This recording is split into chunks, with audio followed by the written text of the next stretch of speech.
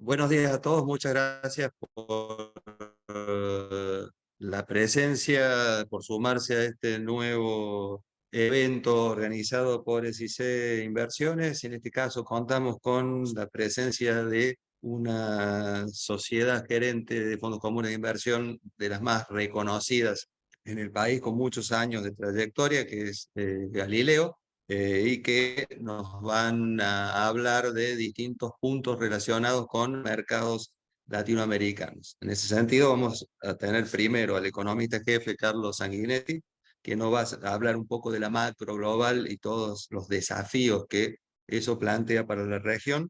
Luego, Carlos Malvestiti, que nos va a hablar más de mercados LATAM, son especialistas en la parte de créditos, con lo cual va a ser muy interesante la exposición. Luego, Jorge Piedrahita nos va a contar de algunas oportunidades que están viendo en Venezuela, que hoy suena como un país exótico, pero en algún momento va a volver al mundo y puede haber muy buenas alternativas. Y por último, el portfolio manager Lucio Martínez, que nos va a hablar en general del posicionamiento que tiene las distintas familias de fondo y cómo lo ven para adelante de nuevo en un año bastante complejo. Así, sin más preámbulos, Carlos Sanguinetti, te damos la palabra. Perfecto, buen día a todos. Un gusto para todo el equipo de Galileo poder estar haciendo esta presentación. Vamos a arrancar con el contexto global. Segundito.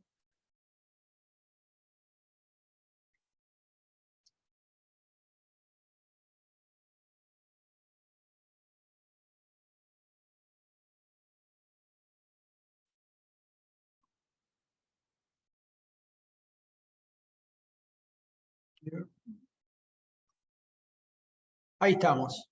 Bueno, voy a dar una breve síntesis del contexto mundial, que siempre es importante antes de analizar los portafolios en Argentina y en Latinoamérica, ¿no? Venimos de un año 2022 bastante bravo para lo que es lo que ha sido la performance del mercado de bonos y de equity mundial. Voy a arrancar con una síntesis. Primero, de crecimiento económico, vamos a una desaceleración este año y más profunda el año próximo, donde va a haber una región que es Asia emergente, que se va a destacar como la que va a liderar el crecimiento.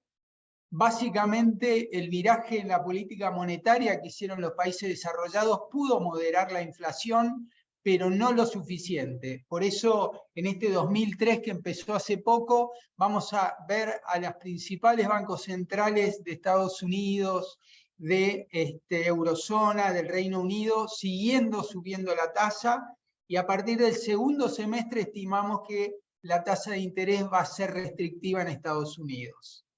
Pasando a los riesgos, creo que el más cercano lo vamos a ver más o menos en junio, va a ser el debate en el Congreso americano del techo de la deuda pública y que puede generar un riesgo de lo que llama risk-off en la bolsa americana. En segundo lugar, vamos a, en nuestra opinión, hacia una recesión en Estados Unidos y en Europa, no este año, sino el año próximo. Y por último, otro riesgo global a tener presente es si vira la política monetaria del Banco Central de Japón, ya que eso tiene implicancias en el mercado global de bonos. Empezando por la síntesis del crecimiento, este año la economía global va a crecer un poco menos del nivel que crecía en la prepandemia. Estados Unidos y Europa van a tener un soft landing por el viraje en la política monetaria, donde el riesgo de recesión, que hace un tiempo el mercado lo veía para fines de este año, se pasa, en nuestra opinión, para el año que viene, el 2024. Quien va a liderar el crecimiento global este año va a ser la economía china, después de ese gran cambio que hizo a fin de noviembre, un poco apretado, forzado por los jóvenes que salieron a manifestarse como no lo hacían en 40 años, y el gobierno decidió, en vez de usar el palo, una decisión pragmática, que es de la noche a la mañana eliminar su política de tolerancia cero al COVID, y empezó una recuperación económica. Como decía al principio, las economías emergentes, la que se va a destacar este año por su crecimiento es la de Asia, con crecimientos promedios en la región cercanos al 5%, mientras que el resto de las economías emergentes, sea Europa emergente, Latinoamérica o África, van a tener un crecimiento bastante anémico. Voy a centrarme 2 minutos en cada una de las regiones principales del mundo, empezando por la economía americana, donde la política monetaria viró hace un año, logró aplacar la inflación, pero como vemos en el gráfico de la izquierda, la inflación en Estados Unidos sigue muy alta, la inflación núcleo, que es la que más importancia le da al Banco Central, está en niveles del 5%, o sea, 3% más de la meta del Banco Central. Con esta realidad, al Banco Central no le queda otra que seguir subiendo la tasa, y particularmente en el pasado mes de febrero hubo como un repricing de la suba de tasas de unos 50 basis points después de la alta inflación de enero y de que además revisaran para arriba la inflación de los 3 meses previos. Vamos a ir en el segundo semestre a una tasa que en términos reales va a empezar a ser positiva, y eso le va a empezar a pegar al crecimiento económico que hasta ahora no le ha pegado, salvo al sector inmobiliario, pero seguimos con un consumo muy vigoroso. Prevemos un soft landing en el segundo semestre y una recesión el año que viene. Una nota a pie de página que es relevante es la luz amarilla fiscal en los Estados Unidos, por el ritmo al que viene creciendo la deuda pública. Acá tenemos un problema macro de mediano plazo y un problema político de corto plazo. El problema político, que la ley establece de que el Congreso es el que autoriza el nivel de deuda, ya se llegó al techo de deuda hace 2 meses y acudieron a algún artilugio para poder fondearse posiblemente por 2-3 meses más, pero va a venir un debate muy fuerte en el Congreso y la diferencia está en que tras las elecciones de medio término de noviembre del año pasado, ya los demócratas no tienen mayoría en diputados, entonces los republicanos se van a sentar y le van a exigir un cierto baja del gasto público para poder acompañar el voto de extender el techo de la deuda pública. Y esa baja del gasto público y todo este debate va a poner más encima de la conciencia de los inversores el tema, y no descartamos que en el mercado de equity esto genere en algún momento un risk-off.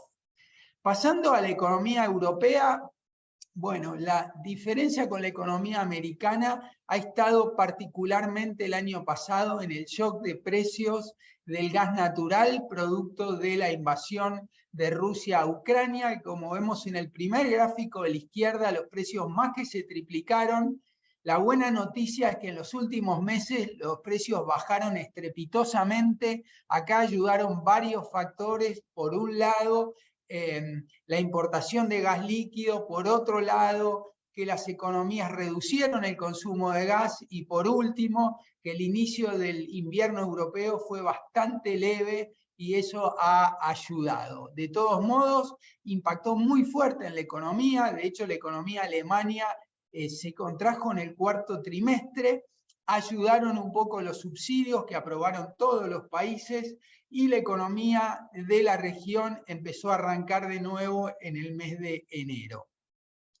Este shock de precios de gas lo que hizo fue exacerbar el problema inflacionario que ya existía. Nos vamos al gráfico del medio, donde está la inflación total de color negro y la inflación núcleo de color rojo, y donde ya por la pandemia, por la emisión monetaria que se generó en Europa y en el resto del mundo, se generó un efecto reflación que tarde o temprano se iba a reflejar en el sistema de precios. Sumado al shock de gas, esto llevó la inflación por arriba del 10% por primera vez en 40 años en Europa. El Banco Central empezó a subir las tasas, la subió 3 puntos, pero la tasa sigue siendo muy inferior a la inflación. Por eso la economía sigue con cierto vigor, el mercado de empleo sigue muy firme. Lo que prevemos nosotros es que el Banco Central va a subir 150 basis points más, 1,5 puntos más la tasa, la va a llevar al 4% por lo menos, y eso va a empezar a afectar el crecimiento el año que viene. Como todos los cambios de política monetaria, Europa los hizo un poco después que Estados Unidos y a un ritmo más bajo, porque tenía la guerra, entonces tenía que mantener un ojo en que no ocurriera un shock negativo de recesión. El Banco Central Europeo fue más liviano en la suba de tasas y entonces de acá en adelante va a subir más la tasa que el Banco Central de Estados Unidos. Pasemos a China, donde, como decía al principio, optó por el pragmatismo, eliminó la política del COVID y esto le empezó a dar resultados más rápido de lo que todos esperábamos, porque por ahí se esperaba enero un rebrote de COVID y después una recuperación muy fuerte de la economía recuperó muy fuerte en enero, ayer salieron los números de febrero, como se ve en el gráfico de la izquierda, tanto los servicios como la manufactura están en niveles récord de varios años, y vamos a tener una economía que va a crecer este año aproximadamente el 5,5%. Por ahí la nota a aclarar es que a diferencia de otras recuperaciones que hizo la economía china, esta se basa en el consumo y no en el gasto en real estate y en infraestructura. Esto tiene consecuencias para el mercado de commodities. A la vez, el gobierno está acompañando esta recuperación con una política monetaria y fiscal moderadamente expansiva, a diferencia de lo que pasa en el resto del mundo desarrollado, y eso está ayudando al crecimiento. Creemos que esta política moderadamente expansiva de China va a desaparecer a fines de año, ya que el nivel de deuda pública está muy alto y de a poco va a volverse a tonificar la inflación. Con respecto a Japón, poco para decir, pero hay un punto donde Japón incide en el mercado global, que es en el mercado de bonos, dada la alta tasa de ahorro que hay en Japón, y a que parte de eso está invertido en bonos de los tesoros de todo el mundo, como se ve en el gráfico de abajo. Entonces, la política monetaria de Japón sigue siendo ultra expansiva, y a diferencia de lo que pasó en Europa y en Estados Unidos, las tasas de interés siguen siendo negativas. Y además hay lo que se llama el yield curve control para asegurar de que la tasa de largo plazo también se mantenga baja. Bueno, esta política empieza a ser insustentable, producto de que el diferencial de tasas que empieza a haber con el resto del mundo está haciendo que los japoneses saquen la plata de Japón, hizo depreciar muy fuerte el yen, y eso provocó un problema en el índice de precios por los productos importados. Ese aumento de la inflación está generando disatisfacción ciudadana, y como vemos en el gráfico de arriba, estamos teniendo la mayor inflación en más de 30 años en Japón. Por eso esta política no la vemos que se pueda extender en el largo plazo. De hecho, en abril asume un nuevo presidente del Banco Central, tras 10 años de gestión de Kuroda, y prevemos que gradualmente va a hacer algunos cambios en la política monetaria, que ya empezaron en el mes de diciembre del año pasado, con una intervención del gobierno en el tipo de cambio y con una flexibilización de la tasa a la cual controla el Banco Central los rendimientos de los bonos del Tesoro a 10 años, que tenía un techo de 0,25, lo subió a 0,50, y no nos sorprendería que con el correr de los meses el techo se vuelva a elevar a 1%. Eso no sería un cambio muy significativo, pero si el techo se eleva más o empiezan a subir la tasa, puede haber un mayor retiro de fondos de los japoneses en los bonos del Tesoro americanos, europeos, hacia un reflujo hacia Japón, y eso puede afectar al mercado de bonos. Para ir cerrando en la parte global, un pequeño comentario sobre la economía brasilera, donde lo más destacable en los mercados son las muy altas tasas de interés, no solo en términos nominales, que están en 13,75%, sino en términos reales, que están en el 7,5%. nivel tan alto de tasa real de interés solo ocurrió una vez en la historia y en general dura poco tiempo. El problema que está ocurriendo es que asumió un nuevo gobierno que no está generando la credibilidad que necesita el Banco Central para empezar a bajar la tasa, que es lo que se preveía a fines de este año. Por eso hoy por hoy el mercado está preciando solo que la tasa nominal baje 1% en el próximo año, no es nada para tan nivel alto absoluto de tasa, y esto va a depender mucho de las nuevas señales de política económica que dé el gobierno. Un gobierno que ya de movida exceptuó del presupuesto un gasto social excepcional de 1,6 del PBI, y que se teme que haga elevar el nivel de deuda pública sobre PBI este año. De todos modos, la economía brasilera tiene una alta solvencia externa, esto lo estamos viendo en varios países de la región, producto del récord de precio de commodity que hubo hace un año y que hace que la balanza comercial de Brasil esté en niveles récord, lo cual compensa en parte el déficit de cuenta corriente que está habiendo y que está siendo más que financiado con inversiones extranjeras directas. Por eso Brasil, más allá de la inquietud que tiene el mercado por las señales de política económica que no generan confianza, el nivel de reserva sigue bastante alto y eso lo vamos a ver, se refleja en bajos spread de los bonos soberanos. Bueno, pasemos rápidamente a los mercados, de los fundamentos a los mercados, los bonos globales, con esta sorpresa de inflación en Estados Unidos y en Europa de enero y la revisión para arriba del número de diciembre en Estados Unidos, devolvieron la suba que habían tenido en el mes anterior, y hoy por hoy nos parece, en este contexto donde vamos un soft landing en Europa y en Estados Unidos este año, pero con riesgo de recesión el año que viene, nos parece que puede ser una inversión atractiva. Los bonos del Tesoro en plazos cortos en Estados Unidos, el de a un año está rindiendo casi 5%, el de 2 años 4,9%, el de 5 años 4,3%. Para la bolsa americana, lo vamos a ver, está en el mismo nivel de los últimos meses, recomendamos cautela. Vamos a hablar del dólar, vamos a hablar de los commodities y de los mercados en Brasil.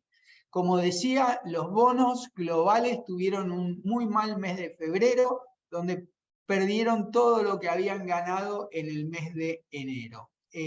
Ahora los mercados están asumiendo una suba de tasas, tanto en Estados Unidos como en Europa, de 0,5% o 50 basis points mayor a la que asumían hace un mes. Hoy se está previendo que la Fed va a llevar la tasa al 5,75 quizás, y que el Banco Central Europeo la lleve a niveles de 4%.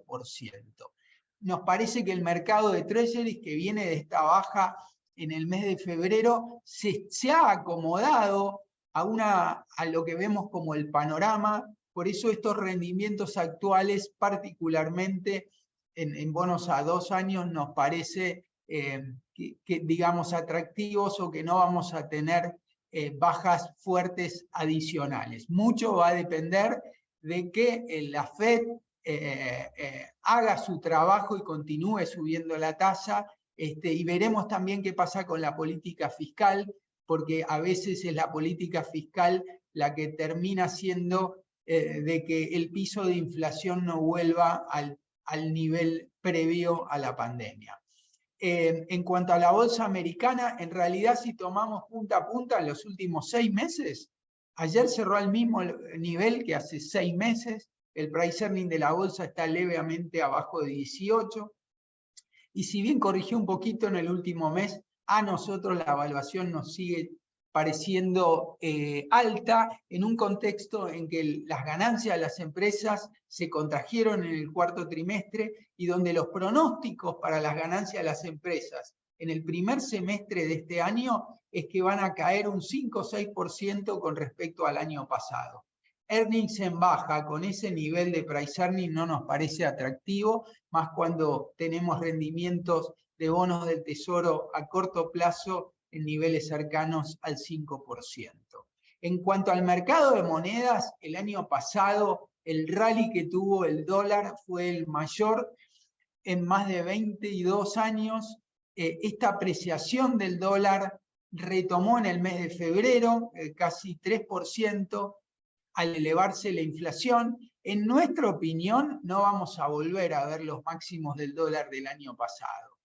Si bien uno podría decir, sí, pero van a seguir subiendo la tasa más de lo previsto, es verdad, pero ya no va a ser Estados Unidos quien lidere la suba de tasas. Europa va a subir más tasa que Estados Unidos, y además Estados Unidos está entrando en un terreno gradual de desaceleración económica, mientras que los mercados emergentes, especialmente y concretamente Asia, están performando con un crecimiento mayor. Ambos factores nos hacen opinar de que si bien el dólar se puede mantener sostenido, especialmente cuando vuelva el risk-off en la discusión del debt ceiling, no vamos a ver nuevos máximos del dólar. En cuanto al mercado de commodities, realmente tuvieron un rally impresionante en el 2021 y hasta la primera mitad del 2022. Parte de esto es consecuencia de lo que llamamos el efecto reflación, que fue la emisión monetaria tan brutal que hicieron los bancos centrales de todo el mundo por la pandemia, y los inversores que veían que esto iba a generar inflación, en vez de quedarse en activos financieros que no le rindieran, prefirieron activos físicos a través de los commodities o a través del mercado de real estate. Bueno, el pico de los commodities fue el inicio de la guerra o de la invasión de Rusia a Ucrania en marzo del año pasado, cuando después se vio que se podía comercializar los granos, etc., y Europa encontró formas de protegerse en el tema del gas. Ese rally se descomprimió. En los últimos meses el mercado de commodities opera en forma lateralizado, y la decisión del gobierno chino de hace pocos meses de reimpulsar el consumo eliminando la política de COVID le dio un nuevo impulso a los commodities, particularmente a los metales, que tuvieron una suba importante, pero que después devolvieron parte de la suba porque el mercado comprendió que esta recuperación de la economía china se basa en el consumo y no en la infraestructura. Por eso quizás el petróleo tiene un buen panorama, pero de todos modos el mercado ya empieza a descontar que se viene un año y medio de poco crecimiento en las economías grandes del mundo, entonces hay cierta cautela. Un mercado de commodities lateralizado que está en niveles mucho más altos previo a la pandemia, lo cual, como dije antes, ha permitido que regiones como Latinoamérica estén con un récord de exportaciones que los ha ayudado para compensar un panorama monetario global más complejo. Para cerrar, en Brasil hay que diferenciar en el tipo de activos. Pese a las señales que ha dado el nuevo gobierno en lo económico, que en nuestro criterio no generan confianza, el tipo de cambio se ha mantenido estable, y la explicación de eso es, por un lado, la altísima tasa de interés en términos reales de 7,5%, que hace que shortear la moneda salga muy caro, y por el otro lado, la solvencia de las cuentas externas.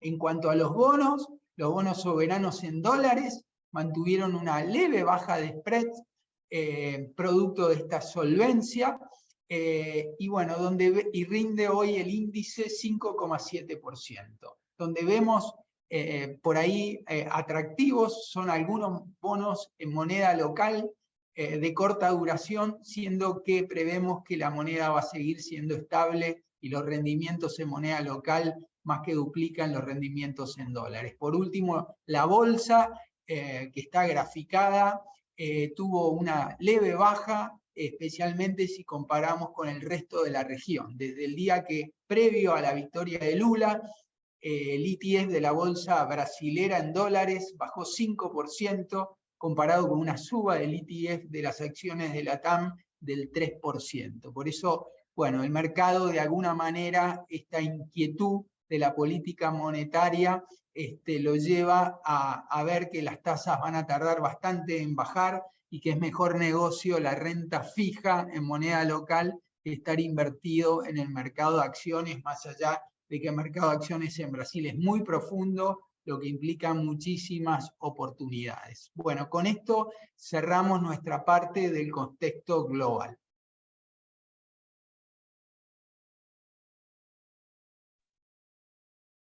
Perfecto, sigo yo entonces, Carlos.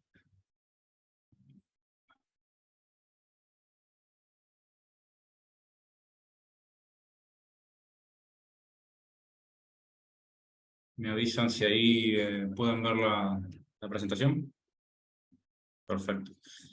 Bueno, yo voy a hacer un pantallazo de las perspectivas que vemos para el Galileo Event Dreamer y el Galileo Income, los dos fondos en dólares que tenemos acá en Galileo. Y para arrancar, me pareció interesante, al igual que hicimos la otra vez cuando hablamos en junio, arrancar con un pantallazo del retorno de los distintos activos en dólares de renta fija a nivel mundial. Recalcaría primero de todo lo que son los rendimientos de los treasuries. Como mencionaba Carlos, el año pasado los treasuries subieron bastante y tenemos, por ejemplo, que los treasuries cortos cayeron un 3% en dólares y los treasuries largos cayeron un 25% en dólares. Y un poco el mensaje acá es que dentro de esos dos retornos queda un poco comprendido todo el abanico de distintos tipos de activos de renta fija en dólares. Por ejemplo, lo que es crédito corporativo de Estados Unidos cayendo entre 8% y 12%, crédito soberano emergente cayendo 14% y 11% en el caso de la TAM, y corporativos de la TAM cayendo alrededor de 6% en dólares. Un poco en este contexto, al igual que la última vez que hablamos, nosotros decidimos mantener un sesgo defensivo ante este movimiento brusco en el mercado de tasas, y eso nos permitió atemperar un poco este viento de frente, como se ve ahí en rojo. Básicamente los fondos de Galileo desde diciembre de 2021 a hoy han estado en cero, lo cual han defendido relativamente bien el capital. Entonces paso a la siguiente slide, y un poco para tener una idea de la magnitud, ¿no? Lo mismo que mencionaba Carlos. De nuevo, el año pasado fue un año de lo que yo llamaría un shock de duration. El peor año de performance de los bonos de los treasuries americanos en casi 40 años. Y lo que muestra un poco el gráfico de la izquierda es cómo fue mutando la curva, ¿no? La curva de rendimiento para distintos maturities. En gris se ve cómo era la curva en diciembre de 2021, con la tasa de 10 rindiendo un 9%, las tasas cortas en 0, y hoy en rojo, el último dato, tenemos que la tasa de referencia de la FED está en 4,75 y la tasa de 10 años está alrededor de 4%, poniendo un movimiento muy, muy brusco. Y la contracara de por qué se dio este movimiento fue la disparada inflacionaria en Estados Unidos. No voy a entrar en demasiado detalle porque Carlos ya habló al respecto, pero pongo un gráfico acá a la derecha que es la inflación núcleo, como para tener una idea de la perspectiva histórica, ¿no? Y se ve claro que en las últimas 3 décadas la inflación estuvo muy anclada entre 1,5% y 2,5%, y a partir de fines de 2021 a 2022 tuvimos esta escalada muy, muy fuerte en el nivel de inflación, con la inflación core hoy corriendo, dependiendo de la métrica que uno mire, entre 4 y 5% anualizado, ¿no? Bastante por encima del 2% del target de la Fed. Entonces, la contracara un poco de este shock de inflación fue una respuesta bastante contundente de la Reserva Federal. En este caso, lo que muestro acá es las expectativas de los miembros de la Fed, lo que se llama el gráfico de Dodds, o cada punto representa lo que piensa cada miembro de la Fed que va a ser la tasa de referencia en cada punto del ciclo. Y un poco lo que quiero mostrar acá también es como que ellos también se vieron muy sorprendidos, ¿no? Si uno mira la reunión de diciembre de 2021, se esperaba que la tasa para finales de este año 2023 esté entre 1,5 y 1,75, y hoy en día estamos ya hablando más de 5,5, y mencionaba Carlos, tal vez 5,75, por ahí un poquito más. Pero más allá de esta discusión, ¿no? Del nivel de tasa terminal, donde hay mucha incertidumbre todavía, es sobre ¿cuánto se va a sostener la tasa en ese nivel de tasas terminales? Sea 5,5, 5,25 o 5,75. Y eso es un poco lo que quiero resaltar en el gráfico en rojo, ¿no? Que son las expectativas, de nuevo, el gráfico de Dodge, pero para diciembre de 2022, que fue la última reunión. Y ahí se ve que, si bien en promedio se espera que la tasa a fines de 2024 sea 4%, en la práctica hay una distorsión enorme en ese estimado, con miembros de la FED que creen que se tiene que mantener arriba de 5 y otros miembros que creen que tiene que bajar a cerca de 3. Por ende hay muchísima incertidumbre, inclusive en los mismos miembros de la FED. ¿Y por qué esta incertidumbre? Básicamente porque la data económica que venimos viendo en este último año y medio, viene muy volátil y con mucho ruido, producto de desajustes que generaron la misma pandemia. Y esto mismo genera cierta incertidumbre que eventualmente se filtra en la performance de las tasas y genera movimientos muy volátiles, lo que estamos viendo en este mercado en este último tiempo, y que creemos que va a seguir al menos por los próximos meses, ¿no? Y el gráfico de la izquierda lo que trata de capturar un poco es cuantificar, si se quiere, una medida de incertidumbre, en este caso con respecto a incertidumbre con respecto a la inflación futura.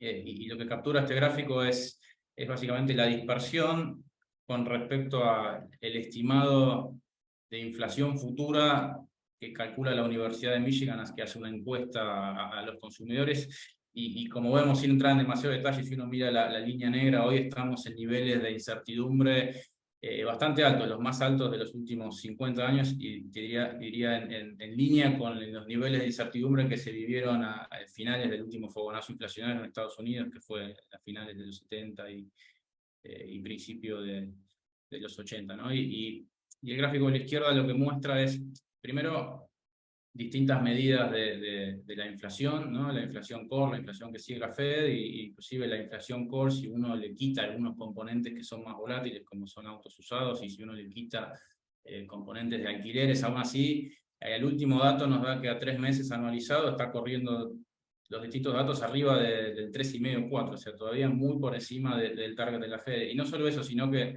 el ruido de la data es muy importante, porque si uno miraba en diciembre, y ahí si uno mira en el gráfico la diferencia entre las barras naranjas y las barras azules, en diciembre la data nos estaba diciendo otra cosa, pero hubo una revisión de esos datos ahora en enero. Entonces, un poco la conclusión acá es que la data sigue muy ruidosa y eso genera mucha incertidumbre y creemos que eso va a seguir.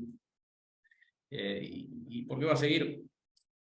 Hablando un poco de inflación puntualmente, ¿no? Como decíamos, la inflación estaba corriendo alrededor del 4,5, 5, había tocado un pico de 6, siempre hablando de la inflación núcleo. Creemos que vimos, es razonable decir que vimos el techo, ¿no? No sería difícil ver la inflación volviendo arriba de 6. Pero más importante aún es qué tan rápido va a caer la inflación. Y esa es la pregunta que hay que responder hoy, ¿no? Y el principal obstáculo para que la inflación caiga de forma rápida y sostenida es el mercado de empleo. Hoy el mercado de empleo está muy robusto en Estados Unidos, también producto del impacto que generó la pandemia.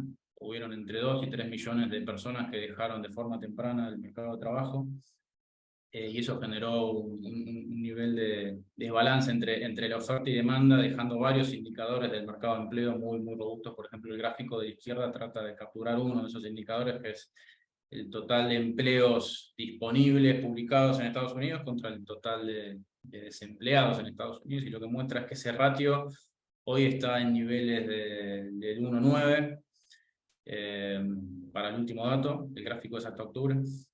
Y si uno mira, el gráfico va desde 1950 a la fecha, y estos niveles ¿cómo llamarlo?, de robustez en el mercado de trabajo son niveles atípicos, no se han visto en otros ciclos, por lo cual, como mínimo, nos hace pensar que va a ser arduo y va a ser largo el trabajo de la Fed para lograr que eventualmente baje el ritmo de crecimiento de los salarios, que es eventualmente lo que está empujando el componente core de servicios en la inflación, que es donde hoy está más enfocado Powell, ¿no? Y por último, y para cerrar esta parte tal vez más de tasas, el gráfico de la derecha lo que muestra es un estudio que realiza Goldman Sachs, que también va de 1950 a la fecha, es para Estados Unidos, y básicamente lo que dice es que en otros episodios, siempre en episodios en Estados Unidos, cuando la inflación supera el 4%, en promedio tarda casi 4 años en volver al target de la Fed de 2. Y este estudio también se puede replicar para otras economías desarrolladas, y para nosotros que vivimos acá en Argentina y para la gente que vive en mercados emergentes, es bastante intuitivo, ¿no? En general, cuando uno tiene un shock inflacionario, se empiezan a generar focos de incendio, primero en un lugar, primero en bienes, luego en servicios, y va saltando, y es muy difícil de apagar y no es tan sencillo. Por ende, eso nos hace pensar que este proceso que arrancó en principios del año pasado, y esta dinámica de las tasas, con esta volatilidad de tasas que básicamente se multiplicó por 3, creemos que en lo inmediato, en los próximos meses, va a seguir estando presente. Ahora, para pasar a hablar un poco de nuestro mercado, puntualmente, este es un gráfico que también había presentado la última vez que hablamos. Lo que muestra es la descomposición del rendimiento de los bonos corporativos latinoamericanos high yield, descompuestos entre el componente de tasa americana y el componente de spread. Entonces, el primer punto a recalcar acá es que hoy los bonos latinoamericanos, en promedio, el índice está rindiendo casi 10% en dólares, que son rendimientos que si uno mira para atrás y se fija en el gráfico, han sido niveles que históricamente han sido buenos niveles para poder empezar a trabajar capital. Por ejemplo, 2020, 2015, 2016, cuando fue la crisis en Brasil, o 2011 con la crisis europea, siempre son niveles de 2 dígitos en dólares en general en nuestra región, han sido niveles atractivos. La diferencia con esos momentos hoy es que la composición de la tasa es distinta, ¿no? En esos momentos, en general, lo que veíamos eran más bien tasas americanas más bien deprimidas, en un contexto de risk-off, y spreads más altos. Y hoy un poco lo que vemos es lo contrario. Hoy estamos viendo un proceso de tasas, con tasas altas. La tasa de 10 años de nuevo está en 4%, se movió 250 puntos básicos en este último año. Y los niveles de spread más bien bastante controlados en lo que es la TAM, lo cual por otro lado hace sentido, porque sin entrar en demasiado detalle, los fundamentales de los corporativos y de los créditos latinoamericanos son muy buenos. La posición técnica de los bonos son muy buenos, no hay necesidad de emitir nuevo papel, de hecho el mercado se está achicando, y hay un sesgo en los emisores latinoamericanos hacia commodities, que ha sido un sector que se ha beneficiado mucho estos últimos 3 años, por lo cual los balances están limpios. Por ende, si bien tiene sentido esos niveles de spread, nosotros creemos que en la medida que las condiciones financieras sigan recrudeciéndose, ¿no? Que es lo que la Fed va a tener que hacer, seguir subiendo la tasa para eventualmente apagar el foco inflacionario. Eso indefectiblemente va a llevar a una desaceleración en Estados Unidos, y probablemente nos haga ver en algún momento spreads más altos. No en niveles como los vistos en la pandemia o 2008, no creemos que eso se vuelva a repetir, porque de nuevo los fundamentals son muy buenos, pero sí creemos que los spreads se van a arrastrar de nuevo, por estas condiciones financieras en el mundo que esperamos sean más duras, ¿no? Por lo cual, desde nuestra perspectiva, tiene sentido hoy seguir con un sesgo defensivo, y creemos que estamos más cerca del punto en el que va a tener sentido empezar a tomar más bien riesgo de tasa. Y creemos que ese va a ser el camino, ¿no? Empezar tomando riesgo de tasa, y eventualmente, cuando los spreads amplíen, ahí pasar a tomar riesgo de spread, riesgo de crédito. Y por último, para ir cerrando, para hacer un pantallazo de cómo están posicionadas hoy las carteras. En el caso del Galileo y Event Driven, hoy la TIR del fondo es de 10,2% en dólares, con una duration baja de 2,3 y distribuida en 34 créditos. La distribución por países es bastante equitativa. Tenemos un 18% en corporativos argentinos, 31% en Brasil, 14% en México, 15% en T-bills, treasuries y 11% en cash. Y eso me lleva al próximo punto, que es que hoy la cartera sigue posicionada de forma muy defensiva. De hecho, si uno suma el cash más T-bills, más lo que nosotros consideramos créditos defensivos, que en general tienen un perfil de crédito bueno y duration bajo, por lo cual tienen poca volatilidad, si sumamos esos 3 componentes, tenemos casi la mitad de la cartera posicionada de manera muy defensiva, y creemos que eso es lo que nos va a dar la opcionalidad para eventualmente capturar las oportunidades cuando se vayan dando en estos próximos meses.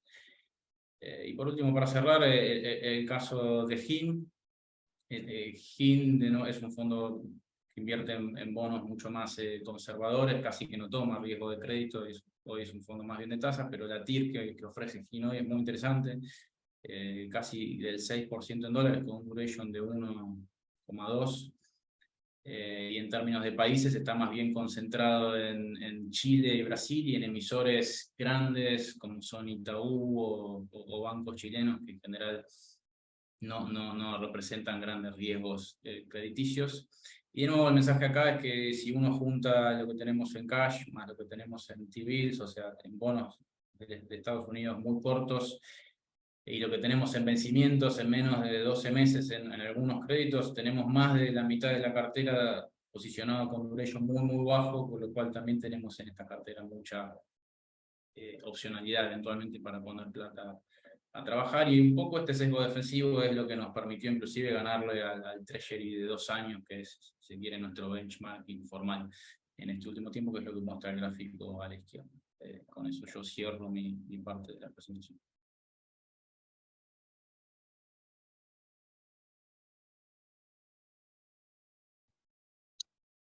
Hola, ¿qué tal?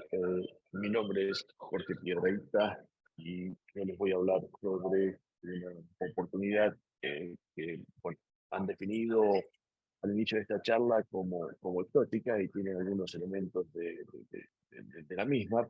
Permítanme en un segundo levantar la presentación.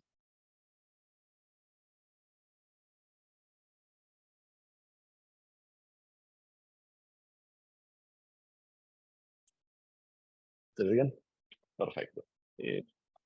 Nuestra firma tiene un fondo que hemos denominado Copérnico Recovery Fund, enfocado en esta oportunidad que creo que es bastante única, que es Venezuela. Y esta es una oportunidad que tiene cierto grado de complejidad, por ello en esta primera página hablamos de la importancia de lo que es la planificación sobre cómo manejar esta oportunidad y este tipo de riesgos. Para entrar en temas importantes, y antes de ir a esta primera lámina, vamos un poquito al contexto. Venezuela es una situación que, por supuesto, creo que posiblemente la mayoría de ustedes tiene cierto nivel de familiaridad, por lo que hemos visto en la prensa, pero donde hemos tenido un gobierno de izquierda por más de 20 años. Dicho gobierno ha tenido varias fases. Lo que ha sucedido en las partes iniciales de este gobierno es que un boom de los precios del petróleo le permitió tener un populismo que podía ser solventado por estos precios del petróleo. Venezuela claramente es un país en donde el Producto Bruto, su desarrollo, etcétera, ha sido financiado por la producción petrolera. Recordemos que ha sido uno de los países en los cuales se comenzó a extraer petróleo en forma masiva hace aproximadamente unos un año, uno de los países fundadores de la OPEC. Sin embargo, en los últimos 20 años ha habido, más allá de la suba de los precios del petróleo que permitió financiar este gasto de tipo populista, ha habido una destrucción de lo que es la producción petrolera y la economía en sí. Y esto nos trae un poco a los últimos años, en donde además del tema económico que ha sido autogenerado para nuestro país, ha habido un tema político y geopolítico, dado que en las últimas elecciones presidenciales de Venezuela, la elección que le permitió al presidente Nicolás Maduro reelegirse fue una elección de tipo fraudulenta, no reconocida muchos países de la comunidad internacional, y esto llevó a un enfrentamiento de forma tal que los Estados Unidos, liderando una coalición de países occidentales que rechazaban la dictadura de Maduro, los Estados Unidos impuso toda una serie de sanciones muy importantes y, para resumir, si bien no voy a compartir gráficos macroeconómicos de Venezuela en esta presentación, pero para resumir, el Producto Bruto de este país ha caído aproximadamente un 75% en los últimos 7 u 8 años. Esta es una caída del producto que no tiene precedentes para un país que no ha pasado por un proceso de guerra civil, que no ha pasado por un proceso de enfrentamiento con otros países, etc. Y entonces, por consiguiente, ha sido en ese sentido único. Pero esto también nos lleva, ¿no? Y pegando un poco a lo que son activos en los cuales el fondo se enfoca, que son bonos emitidos por la República de Venezuela o bonos emitidos por PDVSA, que es la Compañía Nacional de Petróleo. Todos estos bonos son emitidos en dólares bajo ley en Nueva York. Entonces, este contexto de deterioro macroeconómico, de enfrentamiento geopolítico, de sanciones americanas, ha llevado a una caída profunda del precio de estos bonos, de forma tal que, para resumir, por ejemplo, en el caso de PDVSA, está en términos de precio alrededor de 5 centavos, que es un mínimo relativo en función a los bonos emitidos por la República de Venezuela. Y esto está dado por este contexto que mencionaba, que es en cierta forma una oferta institucional, porque estos bonos han sido en cierta forma retirado de los índices por una serie de sanciones por parte de los americanos que no permiten que los que son US persons puedan comprar estos bonos, y por consiguiente crea una oportunidad, y una oportunidad que nosotros creemos que es histórica. De hecho, salvo situaciones en las cuales podría llegar o el mercado podría interpretar que hubiera un rechazo total y completo de la deuda, salvo situaciones de tipo, estos precios deberían en términos generales ofrecer una buena oportunidad. Y ahora vamos a hablar un poquito de qué significa esta oportunidad y de qué forma se puede desarrollar. Creemos que hay una serie de potenciales catalizadores en los próximos 12 a 18 meses. El primer paso importante en esto ha sido el acercamiento de las relaciones entre Estados Unidos y Venezuela.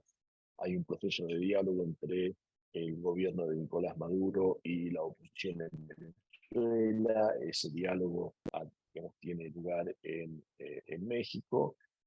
Hay una serie de mediadores en todo este proceso, pero lo importante es que luego de la invasión rusa de Ucrania, en los Estados Unidos hubo un foco importante en lo que es seguridad energética.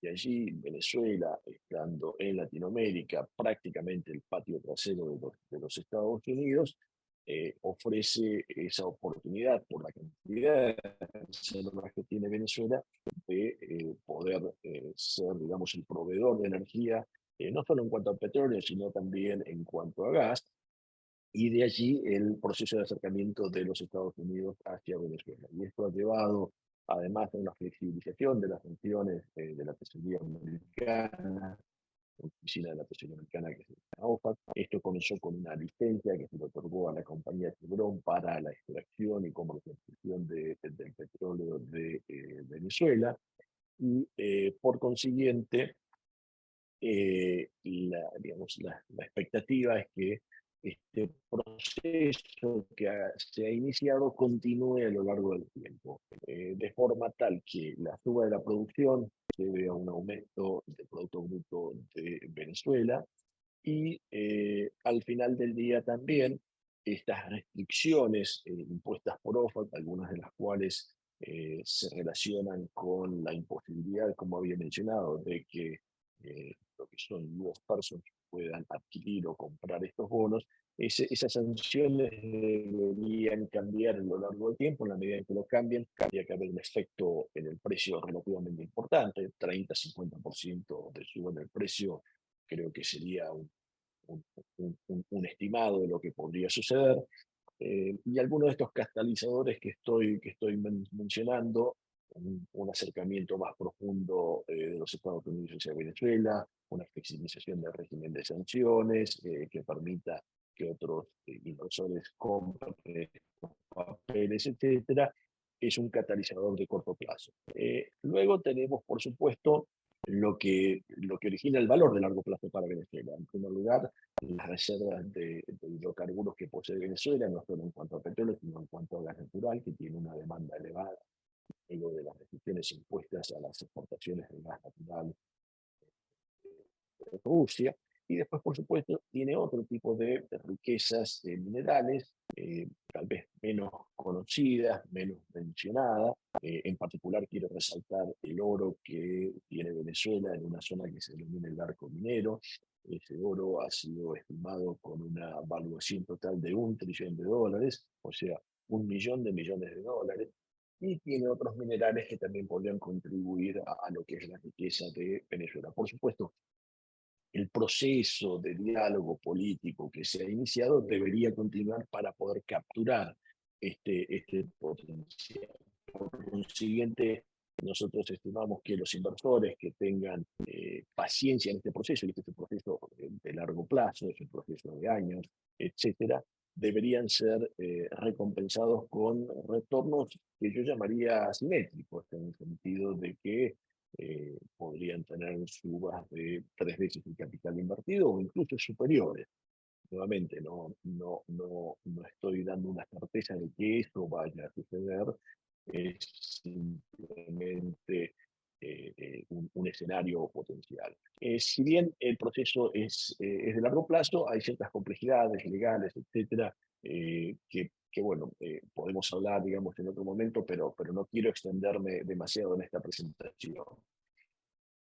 Y donde nosotros vemos que puede estar el mayor recupero del valor de esta deuda está en lo que llamamos transacciones no tradicionales. De esto nos estamos refiriendo a procesos de privatizaciones, swaps de deuda por deudas, swaps de deuda por naturaleza, recompras de deuda que podría realizar el gobierno contra dólares, contra moneda local, etc. Pero en particular creemos que el mayor potencial está en lo que serían privatizaciones, concesiones, ventas de empresas del gobierno, etcétera, que como sabemos han nacionalizado y expropiado más de 1000 empresas a lo largo de los últimos 20 años. Estas oportunidades son accesibles solo para inversores institucionales y por consiguiente quiero simplemente muy brevemente mencionar el caso de Telefónica de Argentina, en donde el retorno obtenido en un periodo de tiempo menor a 3 años fue muy importante en el momento en el que Citibank, por ejemplo, realizó su inversión allá en el año 1990. Y recordemos que esto sucedió varios años antes de la reestructuración de la deuda argentina. Por consiguiente, estas oportunidades de recupero no tradicionales surgen con anterioridad a un proceso de reestructuración de la deuda que es lo que vamos a ver en Venezuela. Si vemos lo que es el universo de empresas que deberían privatizar, vender, bueno, la lista, esta es una lista relativamente pequeña dentro del gran universo de oportunidades que hay en Venezuela, pero la lista es muy importante. Va a haber necesidad de pasar por este proceso de privatización. Venezuela la última vez que lo hizo fue en la década del 90, fue un proceso muy exitoso y muy rentable para quienes participaron de dicho proceso. Y en última instancia, lo que hacemos con nuestro fondo, lo que busca el fondo Recovery Fund hacer, es un proceso en el cual hay bonos con una expectativa de reestructuración que tal vez genere un valor de 10 a 20 centavos, en donde con estas acciones no tradicionales buscamos generar retornos que sean muy superiores a eso, pero por supuesto requiere una dedicación y conocimiento muy específico y requiere un plazo de tiempo relativamente prolongado, que es un proceso de varios años, y vemos, digamos, dos movimientos en estas inversiones. Un primer movimiento podría ser la flexibilización de las funciones americanas, que podría dar lugar a una suba de 30-50% o tal vez algún nivel superior, y un segundo momento que sería el momento en el cual se realicen estas transacciones no tradicionales, en particular el interés que tenemos es las transacciones de privatización. Y bueno, para simplemente cerrar esto, simplemente, permítanme, se me cayó la lámina, simplemente cierro con la hoja de términos que tiene nuestro fondo, en donde tenemos JP Morgan en los Estados Unidos como custodio del fondo, KPMG como auditor, etcétera, y es un fondo que permite una liquidez mensual luego de estos meses establecidos en las Islas Caimán. Y bueno, la invitación es para aquellos que quieran tomar ventaja de esta oportunidad. Este es vehículo para hacerlo, por supuesto, dado la naturaleza y los riesgos de una inversión de este tipo. Una persona sensata debería invertir o pensar en invertir solo un porcentaje muy, muy pequeño de su cartera. Con esto termino. Adelante, Lucio, por favor.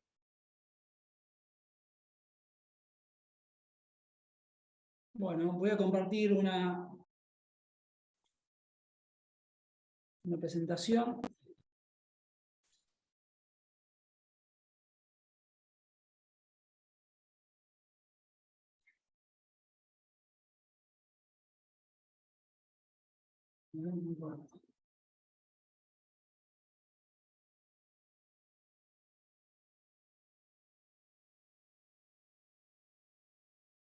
Ahí está.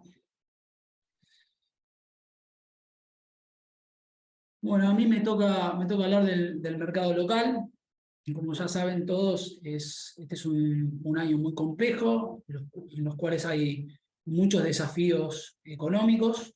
Yo me quiero focalizar en 4 frentes.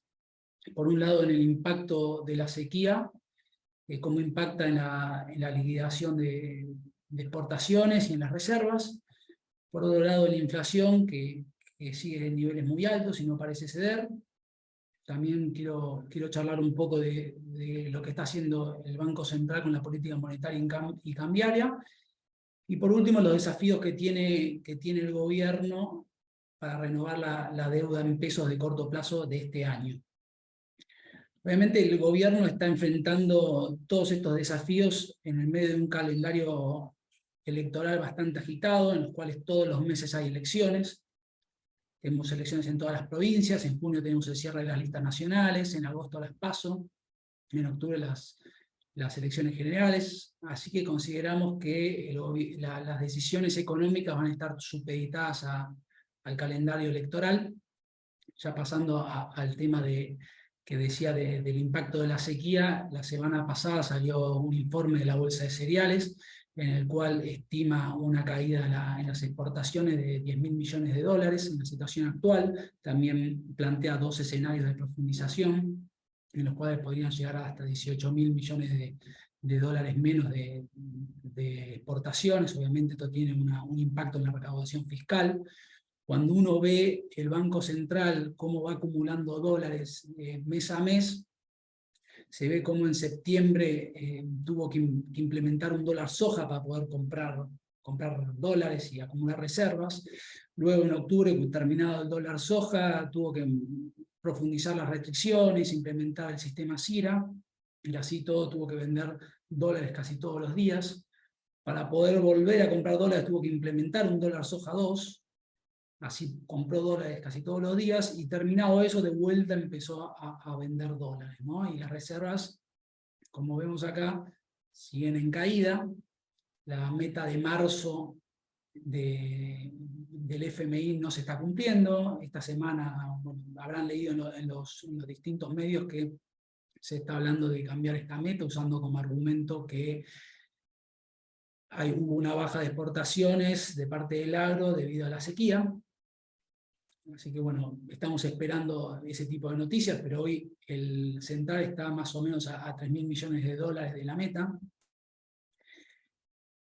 Y creemos que a falta de dólares, la brecha va a ir en aumento a lo largo del año. Hoy la brecha está en niveles muy altos, está en niveles de 90, llegó a estar por arriba de ese número, llegó a estar en 150% en la corrida de deuda del año pasado, en la mitad de año, en la corrida de deuda local en pesos, ahí llegó a estar en 150, después bajó, pero creemos que a falta de dólares esa brecha puede ir en aumento. Ya pasando a la inflación de 2022 fue de un 94,8%. Según el relevamiento de expectativas del mercado, el último que salió en enero, la inflación de este año podría estar en niveles de 99,7, o sea, muy cercanos a 100. Enero ya dio 6, ya estuvo por arriba de lo que estaba proyectando el REM. El central, ¿qué está haciendo el central con respecto a a las variables que maneja, o sea, es decir, a la tasa de interés y al crawling peg, a la devaluación diaria que hace del dólar. Acá yo estoy graficando las tres variables. Por un lado el IPC en azul, que es la inflación mes a mes. Estoy graficando en amarillo la tasa y en rojo el crawling peg, digamos, la devaluación mensual. Y vemos cómo con la llegada de Massa el Banco Central niveló las tres variables, que si vemos en periodos anteriores venía con un atraso cambiario importante. Después, cerca del fin de año, en noviembre y diciembre, hubo una disminución en la inflación mensual. Se habló mucho de que el central iba a bajar la tasa. Creo que correctamente no lo hizo porque no había ningún indicio de que esa baja iba a ser sostenida. La mantuvo, ahí vemos las barritas amarillas, están en los mismos niveles hace unos meses. Y creo que a lo largo del año vamos a seguir teniendo una tasa que no es negativa, o es negativa, pero no por mucho. No vamos a volver a los niveles que veíamos en 2021. Y la devaluación la va a seguir muy parecida al IPC, ¿no? Al IPC del mes anterior. Este es un gráfico que nosotros miramos mucho, que acá comparamos desde el iguinicio del gobierno cómo se fueron comportando estas cuatro variables, que sería el stock de pesos en verde. Después en naranja vemos el contado con liquidación, y después lo comparamos contra el SER y contra el dólar oficial. Vemos cómo estas variables se fueron comportando desde el inicio del gobierno de forma muy parecida al contado con liqui y el stock de pesos hasta cierto punto. Luego el stock de pesos siguió subiendo, el contado con liqui no subió al mismo ritmo, en gran parte por la intervención que estuvo haciendo el gobierno en el mercado secundario, o sea, comprando bonos y vendiéndolos, comprando bonos contra dólares y vendiéndolos contra pesos, o sea, vendiendo dólares en el mercado, en la bolsa, digamos.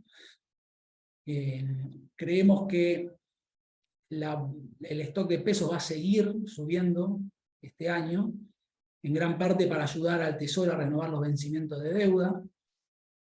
Y por eso creemos que el contado con liqui todavía tiene recorrido si esto se cumple, si el Tesoro sigue emitiendo. Acá vemos cómo el Tesoro desde octubre estuvo comprando deuda en el mercado secundario, o sea, emitiendo pesos para comprar deuda.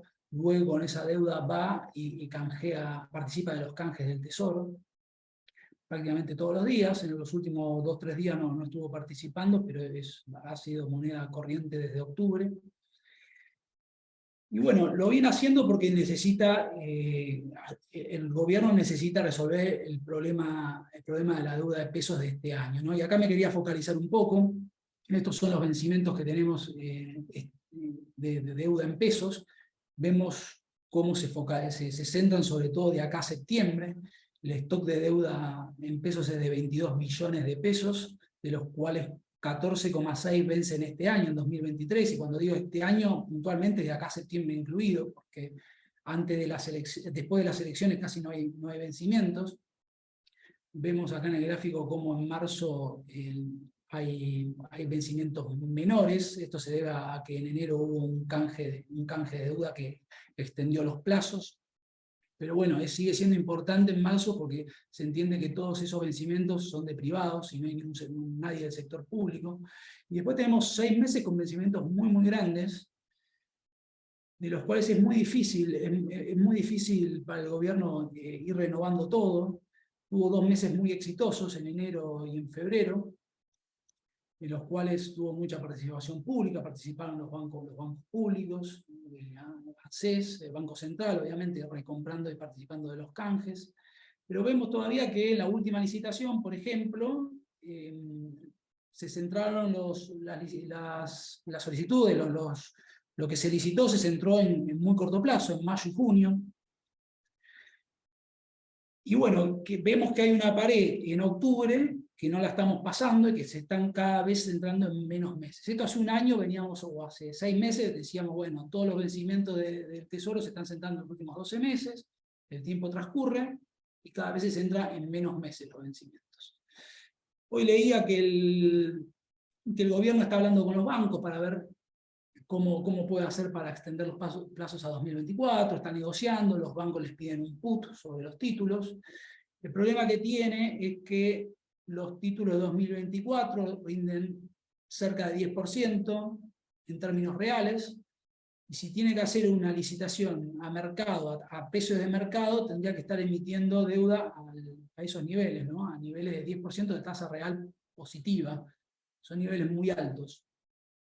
Veremos qué pasa en los próximos días. La realidad es que, o en los próximos meses, la realidad es que los vencimientos son muy grandes. Tengamos en cuenta que vencen 14,6 billones de pesos.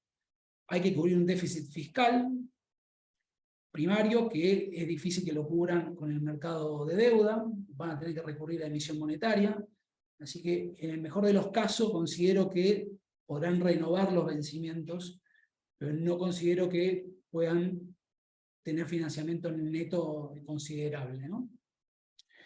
Ya pasando a la deuda en dólares, acá vemos cómo es el perfil de vencimientos. Ahí están los bonos ley Nueva York, los locales, están todos los vencimientos con el FMI.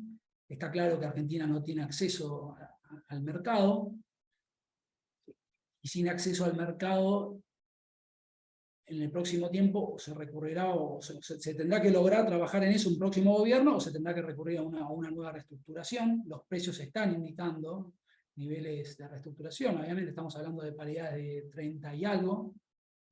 Los bonos de la reestructuración en 2020 disminuyeron de precio todos, y bueno, en el último tiempo estuvieron subiendo, un poco por la situación global. Carlos la explicó. Nosotros creemos que todavía hay valor. Vemos valor sobre todo en los 2038 y 2041, un poco porque tiene un cupón corriente bastante más alto, y porque tiene condiciones distintas a los demás. Así que bueno, yo para resumir un poco las ideas que quería transmitir, puse esta página. Creo que es importante tener en cuenta que el calendario electoral de este año condicionará la política. Esperamos que el Banco Central siga con su política de financiamiento directo e indirecto, es decir, que siga financiando al Tesoro de forma directa, me refiero a adelantos transitorios o giro de utilidades, e indirecta me refiero o bien a comprar deuda en el mercado secundario para después canjearla, o bien sacar otro dólar soja, que también es emisión monetaria, porque el central compra un precio y vende los dólares a un precio más bajo. Vemos que a falta de dólares va a haber un endurecimiento del cepo. Estas dos razones van a hacer que aumente la brecha, también que aumente la inflación, sobre todo porque todos los grifos de emisión monetaria están abiertos, que son esto de tienen que colaborar con los vencimientos de deuda del Tesoro. En gran parte van a hacerlo mediante el mercado secundario, van a emitir moneda. Va a haber otro, como dije recién, va a haber otro dólar soja 3, supongamos. Y también tiene que cumplir el déficit fiscal de este año, que son 4,7 billones, ¿no? Así que bueno, nosotros vemos un problema en la deuda local. No sabemos cómo va a terminar. Creemos que es prudente reducir las exposiciones soberanas. Sabemos que si no pasa nada es una buena oportunidad para comprar bonos 2026, 2028, con TIR reales del 11%. Pero sabemos que la situación es bastante compleja, así que creemos muy prudente tener que reducir exposición soberana. Por eso es que recomendamos estos dos fondos para los inversores que están atrapados en pesos. Uno es el Galileo Argentina, que es un fondo dólar link, que no tiene riesgo soberano, son todos bonos corporativos. Ahí van a ver en la cartera que tiene bonos dólar link, como pagarés dólar link, pero también tiene bonos en pesos hablar, UVA. Lo que quiero recalcar es que la cartera está 100% hedgeada, 100% cubierta. Todo lo que no es bonos dólar link está cubierta con futuros. O sea, tiene 63% de la cartera está en activo dólar link, y el otro porcentaje, el resto, está en sintéticos. Y por otro lado, tenemos un fondo como el Galileo Ahorro Plus, que también es un fondo T+1, como cualquiera de la industria, con la característica de que no tiene riesgo soberano, es toda deuda corporativa. La liquidez la manejamos con pases y cauciones a un día, y creemos que si bien rinde menos que lo que puede llegar a rendir una LED a 3 meses, que está arriba del 90%, el TNA, creemos que, como dije antes, es prudente bajar esa exposición porque no sabemos cómo va a terminar la película de los pesos. Así que bueno, de mi lado termino acá. No sé, Saúl, si quieren pasar a las preguntas. No sé si me escuchan, Lucio, Guillermo, de este lado. Bueno, agradecerte a vos, Jorge, y a ambos Carlos por las presentaciones, la verdad que muy claras, muy detalladas, sobre todo con el tema de la limitación del tiempo. Así que agradecerles a ustedes y vamos, pasamos a las preguntas. Tenemos entre los participantes una primera pregunta. La idea vamos a hacerlo de empezar por la parte de macro global, Estados Unidos, ir bajando LATAM y luego Argentina. Entonces arrancamos con la primera para Carlos Sanguinetti. Preguntarte, vos bien habías comentado, habías hecho una referencia al tema del S&P, dicho que el contexto para este año, según la visión de ustedes, no era, eran bastantes prudentes, ¿sí? En un contexto en el cual las ganancias empresariales iban a caer respecto al año anterior, en un contexto donde la política monetaria iba a continuar siendo restrictiva. La pregunta es, si ustedes ven, si vos, Carlos, ves otro año, vamos a decir entre comillas, de crisis, es decir, si el de S&P o otros de los índices principales norteamericanos, ves caídas en el orden del 20-30% como tuvimos el año pasado, o eso lo ves poco probable. Y aprovecho para conectar con esa pregunta, perdón, una que hace uno de los participantes, si ves interesante la inversión en un treasury de 10 años en el 4%. Sí, empezaría con lo último y lo relaciono con tu primer pregunta, Guillermo, y no espero en el mercado de treasuries americano el desastre que hubo de performance del año 2022, ¿no? Hoy con bonos rindiendo entre 4 y 5%, no veo espacio para las caídas del 20% en bonos que hubo el año pasado, por eso nos resulta un lugar llamémosle entre razonable y atractivo en un mundo donde va a haber que tener mucha paciencia porque la desaceleración va a ser gradual y creo que va a pagar la paciencia. Por ahí tenemos en junio un evento de risk-off, como comentaba, por la discusión política en el Congreso del debt ceiling, pero me parece que ese evento de risk-off puede golpear más a la bolsa que al mercado de treasuries. Y recordar que los golpes en la bolsa en general son positivos para el mercado de treasuries justamente porque el inversor busca refugio en la liquidez que aportan los treasuries, ¿no? Así que definitivamente en el mercado de bonos no espero un año tan malo como el del año pasado. En el mercado de equity nosotros, digamos, desde la humildad de decirte que no somos especialistas en la bolsa, me parece que la magnitud, no sé, lo respondería un poquito, el evento de junio del debt ceiling puede ser un momento medio traumático, con lo cual eso forza nuestra recomendación de ser cautelosos con la bolsa americana. Y creo que el 2024 va a ser el año complicado, pero sabemos todos los que estamos acá que los mercados, si hacen algo, es anticipar, ¿no? Entonces no me quedaría de cuerpo gentil en el 2023 en el mercado de... Perfecto, Carlos, muy claro. Bueno, como le decía recién, bajando un poquito y yendo ya a LATAM, una pregunta más puntual de la parte de Brasil. Algo habían comentado de que la tasa Selic estaba no solo en valores nominales muy altas, sino también en términos reales, ¿sí? Que el mercado estaba preciando una caída eventual del 1% para el cierre de año, que el índice principal, que es el EWZ, estaba también en valores negativos desde el día posterior a la asunción de Lula. La pregunta es, ¿cómo ven, digamos, en líneas generales el equity en Brasil? ¿Sí? Si ven algún potencial en el caso de que la baja de la tasa sea superior a la que hoy predice el mercado, y preguntar también el tema de cómo ven la deuda corporativa en Brasil, caso puntual de algunos casos de empresas aerolíneas, por ejemplo, que tienen TIR muy interesantes. Bueno, respondo un poquito a la pregunta, la primera parte, y paso la posta a Carlos. En cuanto a la expectativa de baja de tasas, mirá, ayer el gobierno anunció, o en los últimos días, medidas fiscales. Por un lado, que la exención al impuesto a los combustibles que había aprobado Bolsonaro, en un cronograma de 4 meses la va a sacar, lo que implica mayor recaudación fiscal. Y por el otro lado, en estos 4 meses estableció retenciones a las exportaciones, algo que generó un ruido tremendo, porque además desde este lado de la región sabemos que cuando se establece un impuesto por poco tiempo, y depende quién lo ponga, si esto se cumple o no se cumple a rajatabla, ¿no?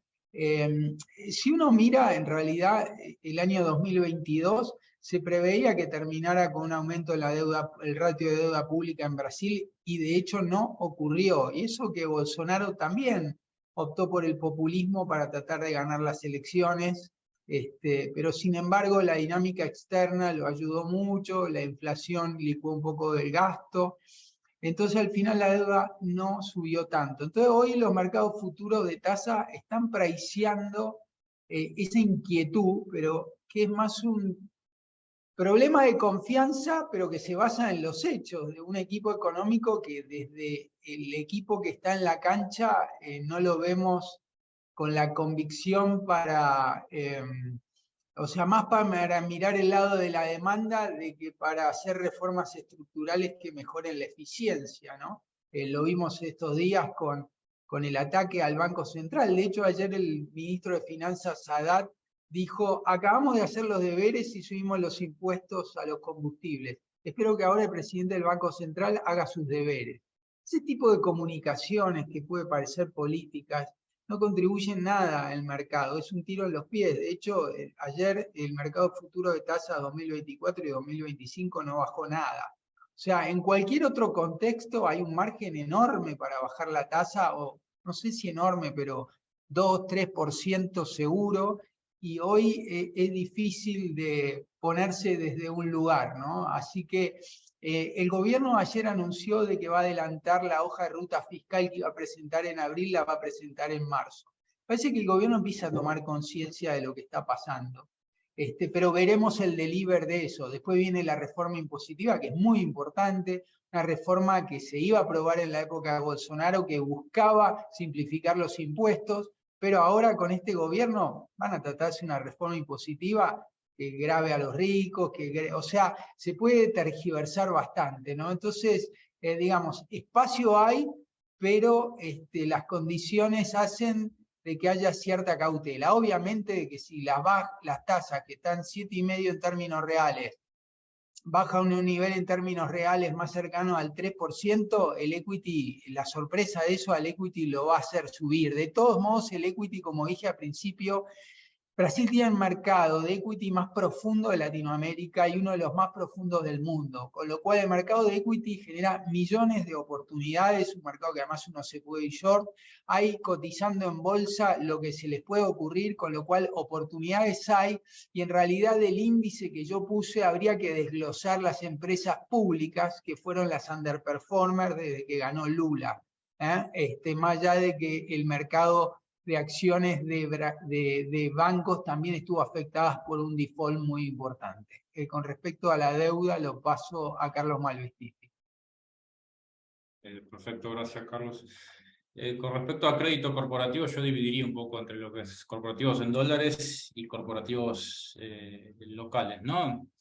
Básicamente después del default de Americanas, lo que se está empezando a ver en Brasil es que todo lo que son emisores locales, emisores de lo que se llaman debenture, bonos de tickets de 300, 500 millones de reales, es un mercado que se empezó a cerrar producto de rescates bastante masivos en el mercado local. Creemos que eso es circunstancial y hay que saber elegir, ¿no? Pero por otro lado, para lo que son corporativos en dólares, son empresas de otro tamaño y nos sentimos bastante más cómodos con las perspectivas primero considerando el sesgo que tienen hacia commodities, segundo mirando un poco los perfiles de vencimiento que tienen, ¿no?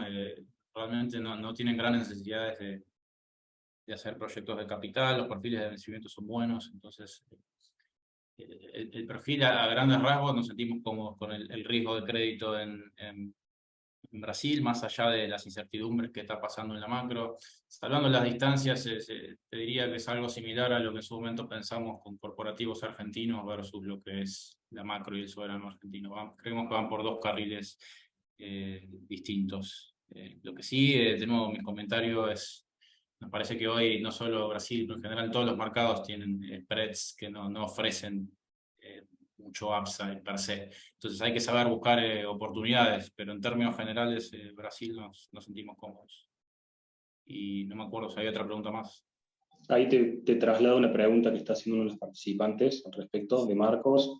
Lo que comenta dice que, bueno, que en la spread, justamente la filmina de spread de bonos high latinoamericanos, el comportamiento que se viene dando desde octubre de 2022 hasta hoy, hay una discrepancia.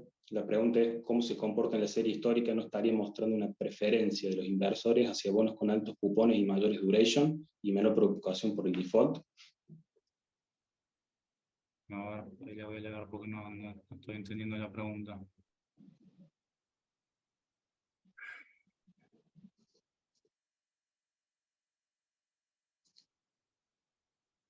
Diría, no sé si no se entendió el gráfico, lo voy a volver a poner, pero el gráfico es un índice, es el índice de bonos de JP Morgan, entonces no va a estar mostrando ningún tipo de ponderación de los inversores per se.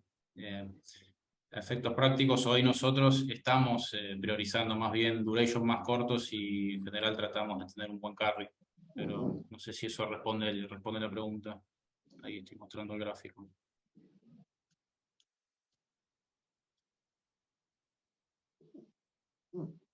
Es este.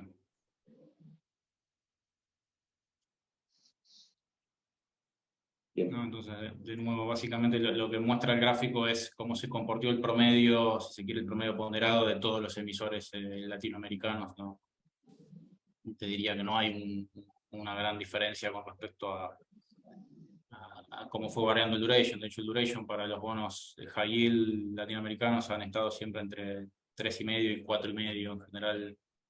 En high grade uno tiene que emitir en duration más alto, pero no es lo que estamos mostrando acá en este gráfico. Entonces no hay una diferencia en duration en toda la serie.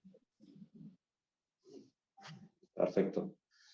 Bueno, ahí antes de pasar para la parte de Argentina y hacerte una consulta, Lucio, solamente una aclaración de la presentación que dio Jorge. Aclarar que el mínimo de $100.000 es por custodio, lo cual si lo hacen, digamos, a través de 16 inversiones, el mínimo de inversión podría ser más bajo, ¿sí? No corre esa limitante. Era para aclarar eso, ¿sí? Bien, ahí, bueno, Lucio, preguntarte de la parte local. Hiciste un hincapié, digamos, comentaste de la parte de los vencimientos de letras, el fuerte, digamos, el monto importante que tenemos de acá a octubre, ¿sí? Arriba de 14 billones de pesos. Un poco si podés reforzar lo que dijiste de hoy por hoy los fondos están más posicionados en títulos con duration corta y priorizando en algunos casos títulos, digamos, corporativos y no soberanos, si podés hacer un poquito más de hincapié ahí.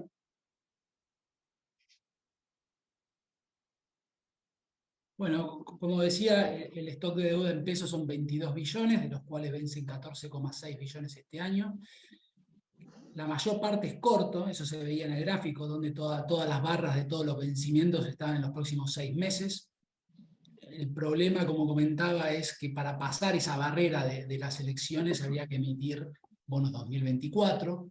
Hoy los bonos 2024, los de tasa, los ajustables por inflación, los de SER, están rindiendo 11% de tasa real positiva. Entonces, el gobierno, si quiere emitir a mercado, tendría que emitir a esos valores, que son valores muy altos, ¿no?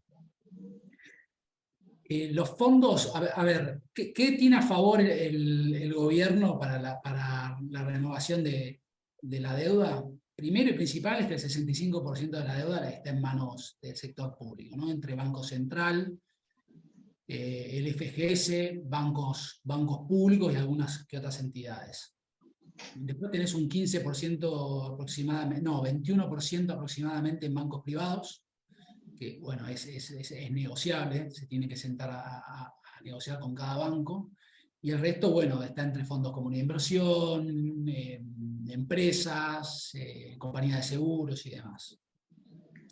La otra cosa que tienen a favor es que hay un cepo gigante, ¿no? O sea, no es que pueden ir a comprar dólares. Así todo, en cada licitación uno se da cuenta que se van acortando los plazos, ¿no? Eso es lo que comentaba. En la última licitación se licitó mayo y junio, es muy, muy cortito. Así que creo que mes a mes iremos viendo cómo se van comportando esas licitaciones, y si en algún momento puede traspasar la barrera de octubre. Y en el medio creo que lo más importante es estar atento a las negociaciones que está haciendo el gobierno con los bancos, ¿no? A ver si realmente sale algo, ¿no? Los bancos están pidiendo condiciones, ¿no? Hoy salió que están pidiendo un put, ¿no? Que los bonos tengan una opción de reventa hacia el central o hacia el gobierno, ¿no? Te interrumpo y de alguna forma, Sí. ¿cómo andas tú, qué es? Justamente, bueno, ahí está un poco el quid y coincidimos profundamente con la visión de Galileo, que siempre ha sido prudente.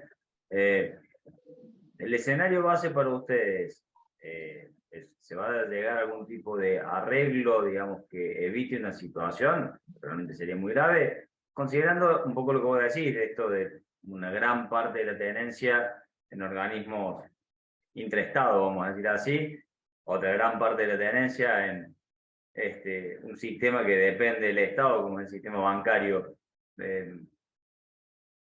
manteniendo el sesgo de prudencia. Le asignan los rumores cada vez más fuertes, está apareciendo por todos lados, que se pongan de acuerdo de alguna manera con el sistema para, por lo menos, no va a solucionar ningún problema estructural de la Argentina, pero sí evitar la bomba que tenemos para los próximos meses.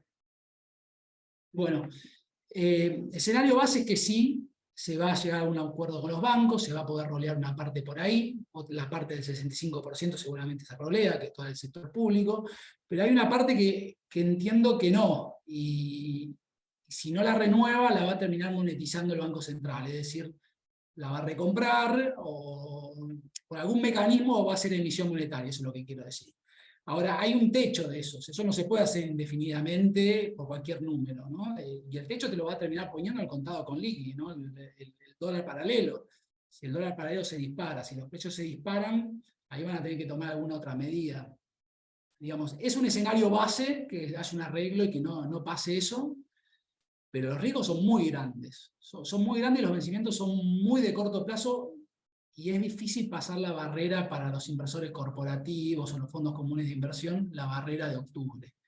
Entonces, creo que el arreglo va a ser parcial, porque va a ser de parte del sector público y de parte de los bancos, tal vez, en el mejor de los casos, pero va a haber una parte que no se va a poder renovar.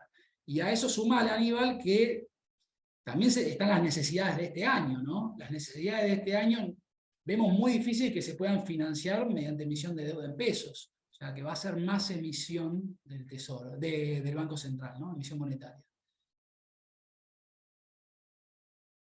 Te salgo por un minuto del día a día, ¿sí? Tuve la oportunidad de participar de la charla que dieron ustedes ahora por diciembre, y sin duda que, como decía Jorge, Venezuela es una oportunidad de largo plazo y con precios extremadamente de estrés. Tenemos un escenario mundial que por primera vez nos ofrece tasa, y como mostraba también Carlos, hoy en inversiones latinoamericanas de un riesgo moderado puedes buscar TIR del 7-8%, con lo cual para un inversor prudente es más que interesante, y hay vehículos para hacerlo a través de Galileo. Ahora, pasamos 2023, tenemos elecciones, gana quien gane, ¿sí? Con las restricciones que hay, algunas cosas probablemente cambien. Vaca muerta funciona, los commodities a pesar, y quizás como una excepción a lo que ha pasado, que el dólar subió muchísimo y la tasa subió muchísimo, no se destrozaron. Como bien decía Jorge también, Latinoamérica hoy tiene una cuestión distinta desde la invasión de Ucrania, digamos, en cuanto a la parte de provisión de energía y alimentos y demás. Argentina tiene un día después del 2023 con piña, sin piña. Vos mencionabas GD38, GD41, no hemos hablado, porque ustedes son especialistas también en el tema de acciones. ¿Ves valor en eso para quien se pueda aguantar la volatilidad de los próximos meses? Sí, yo creo que hay un día después. Creo que hay un día después. No me quiero meter con el tema de acciones porque no soy el que cubre ese fondo, el que lleva ese fondo es Claudio. Pero creo que sí, creo que hay un día después. El tema es que primero tenemos que transcurrir el hoy, y hoy tenemos este problema de los próximos 6 meses, ¿no? Entonces, puntualmente para un inversor que está atrapado en pesos, lo que recomendamos es evitar o eludir ese riesgo soberano, por más que sea un riesgo que rinde más que el riesgo corporativo, en la parte de peso me refiero, no en los dólares. No sé si respondo a tu pregunta, o sea, hay un día después, nosotros somos optimistas en eso, pero primero tenemos que transcurrir el problema que es más inmediato y que es de acá a octubre, ¿no?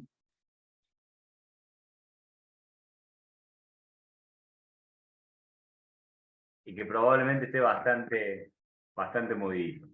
En la atención al tiempo de ustedes y de los participantes, muchísimas gracias, Carlos por dos, Jorge, Lucio, a Martín y a Andrés, que siempre nos dan la posibilidad de organizar este tipo de eventos con Galileo. Nos conocemos hace muchos años.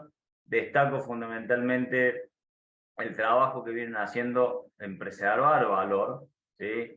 Por ahí, cuando uno ve que un Galileo Event Driven o un Galileo Income, digo, bueno, pero perdió algo. El año pasado todo se hizo puré, para decirlo suavemente. Mencionaba Carlos Sanguinetti el tema de los bonos del Tesoro americano. Fue el peor año de los bonos del Tesoro en muchas décadas. La verdad que haber logrado ese tipo de rendimientos ha sido un mérito al conocimiento macro y el conocimiento micro en la selección de qué comprar. Y creo que eso es un poco la característica de Galileo. Agregan valor, no simplemente tienen un portafolio de un benchmark, sino trabajan fuertemente en esto, en analizar, en buscar. Bueno, esperamos seguir trabajando con ustedes y seguir haciendo este tipo de calls y eventos que le lleven un poco de claridad a los inversores en un entorno complejo.